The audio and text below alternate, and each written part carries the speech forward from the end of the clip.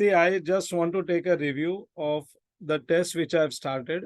मैंने कोई questionnaires ready नहीं की है, जस्ट खाली मेरे को तुमसे पूछना है. See, it makes lot of difference when you write. Topic C का बहुत मजा आया अपने को कि सब कुछ आ रहा है, सब कुछ आ रहा है बराबर. लेकिन अभी क्या है, ये दो इंडियस अपन ने लिखा है, इंडियस 40 एंड इंडियस 23. जो फर्स्ट मैंने टेस्ट पेपर रखा था that was of 40 marks का paper of these two topics. हाँ, दो क्वेश्चंस जो जो रखे थे वो सब कवर्ड है क्वेश्चंस. वो सारे के सारे क्वेश्चंस मेरे को जहां तक ध्यान में आता है कवर्ड ही है. और कोई एक आध नया क्वेश्चन भी अगर आ गया होगा तो वो अपने को सॉल्व करने की कैपेबिलिटी होनी चाहिए, क्योंकि अपने को पूरा इंडियस आता है. We know complete indices. लिखने में क्या प्रॉब्लम आया क्या संतोष? हाँ सर, मीन्स ऐसा लग रहा था कि आंसर आता है बट लिखने जा रहे थे ना, तो मतलब क्या लिखना आगे याद नहीं आ रहा है. मतलब प्रॉपर जो कंटेंट लिखना है वो लिखने में दिक्कत है. नहीं, मतलब वो रिटर्न प्रैक्टिस नहीं था ना, इसकी वजह से लिखने में प्रॉब्लम आ रहा था. स्टेप्स तो याद आ रहे थे बट मतलब किसके बाद क्या करना है वैसे थोड़ा डिफिकल्टी है. ओके. श्रुति, सृष्टि, Yes, क्या बोलूं? Srishti. Srishti. Okay. Srishti. Yes, sir. Sir, same sir. जब पेपर लिखा तो तुमको ये फील नहीं हुआ क्या रिटर्न प्रैक्टिस होना चाहिए था? Yes, sir. Practice was must. Practice चाहिए था.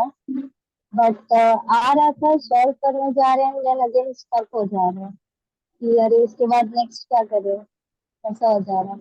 मतलब वो जब थियरी खाली रीड करते हैं उससे बेनिफिट नहीं होता. You want writing practice as well. Yes, sir. Yes. Okay. Shubham, paper जब भी लिखा ना, पेपर जब भी लिखा, हाँ सर, तो मैंने 2 आवर्स दिया था. एक्चुअली स्पीकिंग 2 आवर्स नहीं होता है, 1.5 आवर्स ही है.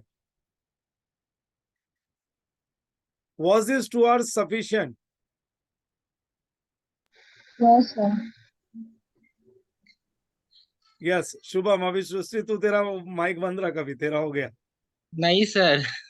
सबके लिए ये वो सबको रिप्रेजेंट कर रहा है. मीन्स सर, 1 पॉइंट, सोच लो 1.5 आवर्स, 1.5 घंटे का पेपर जो है वो उसका 2 घंटा देने के बाद में I have given you 2 hours. Still आप लोगों को उसमें टाइम कम पड़ा. Am I correct? Yes sir. Yes sir. तो don't you think writing practice is must? Yes yes sir. ये जो अपने को लास्ट में एग्जाम देने के वक्त जो प्रॉब्लम आने वाली है ना, वो सारी प्रॉब्लम्स अभी आ जाए तो बेटर है, क्योंकि अभी एक एक दो प्रॉब्लम्स हुए हैं. एवरी टाइम इन एग्जाम मैं जब भी देखता हूं सब बच्चे यही बोलते हैं कि एफआर का पेपर कंप्लीट नहीं हुआ, जबकि 70 मार्क्स तक का पेपर 60 से 70 मार्क्स तो मॉड्यूल से होता है, फिर भी वो कंप्लीट नहीं कर पाते. उसका रीजन यही है कि राइटिंग प्रैक्टिस नहीं है. आशीष, 1.5 घंटा सफिशिएंट था क्या, या 2 घंटा सफिशिएंट था? तेरे को 5 घंटा चाहिए, कितना चाहिए? सब चीजें आ रही थी बट कैसा है कि वो अपने को करने के लिए जब जाएंगे ना, तो 1.5 घंटे में तो ऐसा लग रहा था कि आधा भी नहीं हो पाएगा. तो वो थोड़ा रफली करना पड़ा, फिर भी 1-2 क्वेश्चंस नहीं हो पाए. लास्ट के क्वेश्चन तो नहीं हो पाया, और जो नया क्वेश्चन था मेरे लिए. फर्स्ट सी, नया क्वेश्चन को तो अपने को सॉल्व करने की कैपेबिलिटी होनी चाहिए once we know the subject. एक बार अपने को टॉपिक मालूम है ना, तो नए क्वेश्चंस तो एग्जाम में भी आएंगे, तो उसको किस तरीके से करना है वो तभी क्लिक होना चाहिए.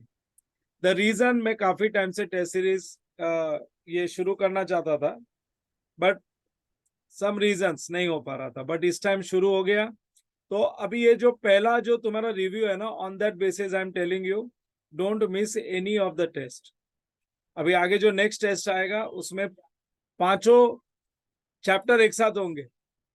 Indians 40, Indians 23, Indians 16, Indians 38 and ES2, Indians 2. ये पांचों चैप्टर्स एक साथ आएंगे, और इसका थरो प्रिपरेशन होना चाहिए. प्रिपरेशन कैसा होना चाहिए? प्रिपरेशन इस तरीके से होना चाहिए जैसे तुम लोग ICA के एग्जाम्स के लिए कर रहे हो. अपना मटेरियल तो बहुत स्ट्रांगली होना चाहिए। अपना मटेरियल बहुत अच्छे से होने के बाद तुम्हारे आधा पेपर उसमें से आ जाएगा, लगभग 50 मार्क्स का पेपर, 50% पेपर उसमें से आ जाएगा, बट एक आध नया क्वेश्चन भी आएगा। सो नए क्वेश्चंस के लिए तुमको क्या मटेरियल रिफर करना है, तुमको मॉक टेस्ट पेपर्स रिफर करना है।